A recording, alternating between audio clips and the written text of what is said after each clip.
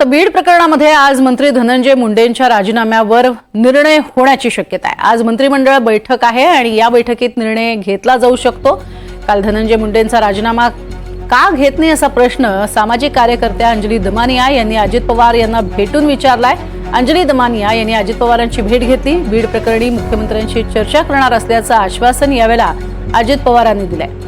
बीड प्रकरणी योग्य कारवाई झाली नाही तर सरन्यायाधीशांना पत्र पाठवणार, तसंच रीट याचिका दाखल करणार असं दमानिया यांनी म्हटलंय। त्यामुळे आज कॅबिनेट बैठकीमध्ये काय निर्णय होतो याकडे अवघ्या महाराष्ट्राचं लक्ष लागलेलं आहे।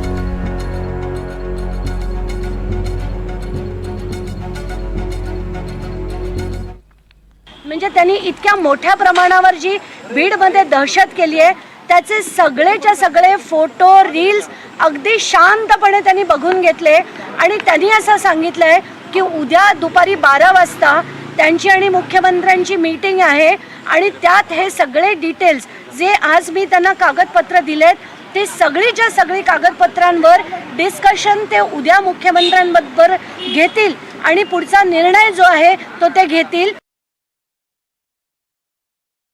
एक तर हा कॉग्निझेबल ऑफेन्स आहे आणि इलेक्शन कमिशननी जर ठरवलं तर त्यांचं मंत्रिपदच काय त्यांची आमदारकी सुद्धा रद्द होईल आणि हे होताना मला दिसतंय।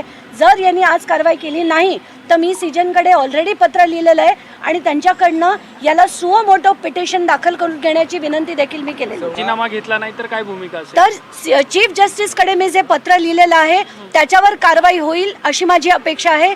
तिथेही नाही झाली तर रिट जे फाईल करायचं आहे ते मी डेफिनेटली फाईल करणार आहे। हे पब्लिक इंटरेस्ट खरं तर रिटपेक्षा पब्लिक इंटरेस्ट लिटिगेशन आहे, कारण सगळीकडे हे जेवढे आपण आत्ताच्याच आत्ता पुण्यातल्या घटना बघितल्या, संभाजीनगरच्या बघितल्या, जेवढे राजकारणी असतात त्यांची दहशत कशी असते, ते पदाचा गैरवापर कसा करतात हे आपण पदोपदी बघतोय।